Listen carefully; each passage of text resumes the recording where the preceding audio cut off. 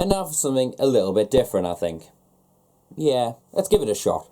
Anyways, what up guys, Super Metal 983 here to bring you another CD review. And now this time we're going to be doing something a little bit different. We're not going to be reviewing any metal today, no. We're going to be talking about prog rock. And this is a little bit abnormal for me to step out of the metal comfort zone, but to see how we'll get on. Today we're going to be reviewing what is so far going to be my EP of the year. There's a few EPs that have come out that are being fucking superb, but this one definitely is cutting the mustard at the moment, but we'll see what happens come year's end, but yeah, whatever. Let's get straight on with it. This is what I'm going to be reviewing for you today. Yeah, this is the 2016 EP, mini album, whatever you want to call it, EP from PaulWWilson entitled 4.5. This is released under K-Scope Records. Now, loads of you will be familiar with PaulWWilson. He is a well-renowned prog rock artist, and his material is so well written and very well composed. And he also done some other projects in the past. I think Porcupine Tree was one of them, I believe, which I've not listened to yet, but I might check that out sometime soon. But we'll see what happens. But in the metal world and how loads of people came to know about him was because he produced a few metal records. Most notably was Opeth's Blackwater Park, which I myself am a big fan of this album, and I only found out the other day that he mixed and composed this, well, mixed and mastered this album and recorded it, and I was really impressed with this album, and definitely on the side of the production line. I think it's awesome. I think if you haven't checked out this album and you're in proggy doom metal, check this out, it's awesome. But anyway, we're not talking about metal today, we're talking about PaulWWilson. And I got into PaulWWilson through one of the lads in Rebo. He was always blathering on about him being like this really good composer and very interesting writer and stuff like that. And any type of music really, if someone can say that it's interesting and stuff, it always piques me interest straight away.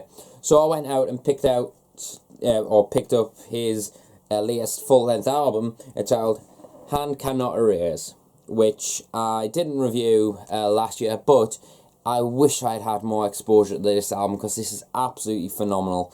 A great release, and there's so much passion behind it, and that's what I really clicked with, especially not just the melodies and the intricacy of everything, but this album itself from start to finish. It's a little bit long, but I honestly loved this album, and I just wish I'd had that more exposure to it because it would have been in the top albums, period.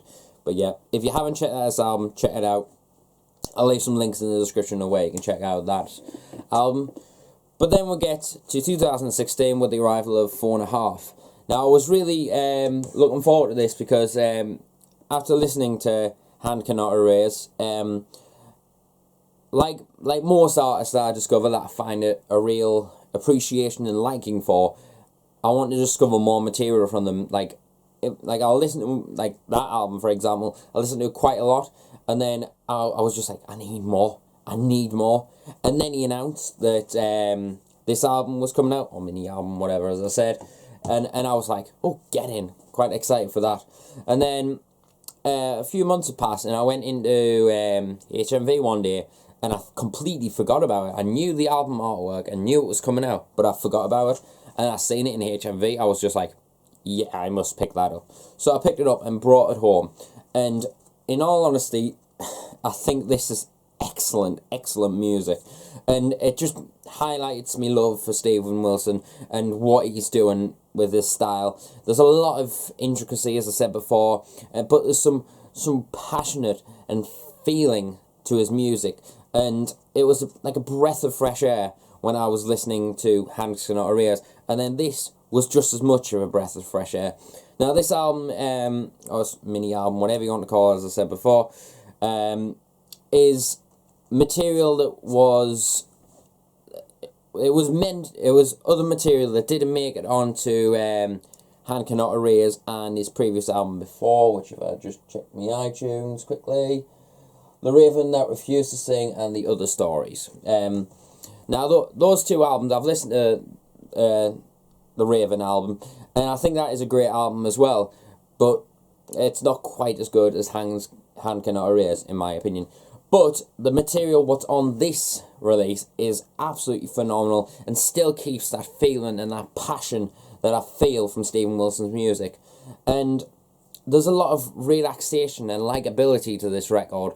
I mean, you put it on and you don't want to headbang. You just want to kick back and relax. Either have a cup of tea or a drink of wine or whatever you want. You just want to kick back and relax to an album like this. And I think that is kind of like the chill out side of me coming out. Like, I love me blast beats as much as me heavy as fuck breakdown and down tempo stuff, but I still love me intricacy and me proggy melodic stuff. I love that stuff just as much. And to go even softer, like my softest, I could have gone, you could say it would be Dream Theater, for example, but to go even softer than that and find a love for Steven Wilson is a great breath of fresh air. And that's why I like these two two releases, and I know I'm dwelling on about two of them, but honestly, I'm just sharing my love for Steven Wilson, what can I say? But anyway, this production on this album is absolutely phenomenal. There's a lot of different vibes going throughout the entire production, like the bass especially. Like there's a few parts where the bass is very clean, very smooth and cuts through quite nicely. And then there's a song on here called Vermilion Core, which is one of the best songs on the EP album, whatever. It kicks in this really clean but raw distortion behind it. And I'm not usually a big fan of distorted bass, but I honestly feel like that tone just worked so well where it clicks in and you're just like, damn, that is some really hard attack going on there. And there's a lot of attack going on with those hitting those bass notes and stuff. You can feel every note hitting very hard and stuff like that. And I honestly love the bass tones. I love the variety in the bass tones. Like as I said, it goes from a nice smooth clean tone to a raw kind of punchy distorted tone, and it works. And I really like that because it has a bit of a variety to it, and I do really, really like that a lot.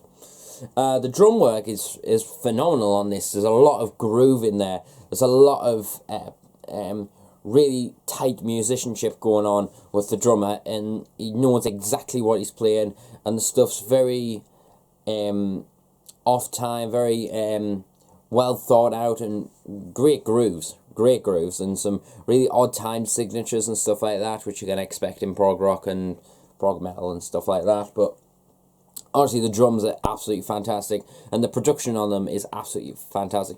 Everything on this drum kit sounds pristine, absolutely pristine, and it pops very nicely. That it cuts through the mix very finely, and I honestly love that drum tone. The backing stuff like synths and the ambience behind this record is definitely something that adds this relaxation vibe to it, and relaxation listening to this is what I feel makes this album a little bit more just relaxing. There's nothing more I can say other than that. Let's think what else. The guitar tone is especially good. There's a lot of clean, as if how could I say, like brass, you could say, and quite, how could I say, quite sharp tones going on here. There's a lot of cleanness. There's a lot of smooth areas where there needs to be. The chords sound perfect. There's a lot of intonation going on very, very well there. Everything's sounding very airtight, and some really good grooves in there as well. And honestly, I love the guitar tone. I think there's a lot of spectacular things to be heard on here. There's a lot of great lead work on there as well, which Steven Wilson is a fantastic guitarist and a great song composer. So to hear this, like Hands Cannot Erase, I could say this as Hands Cannot Erase 0.5, if that makes sense. A lot of people have been calling this 4.5, but it's actually 4.5, but still, like, people's been arguing about me last updates and purchases, but whatever. But anyway, and there's some guest vocals on here on, I believe, the last track called Don't Hate Me from a female singer, and I really liked her voice. It kind of broke up and made the conclusion of this EP, mini album, whatever, as I said before. I know I keep on saying that, but whatever you want to call it.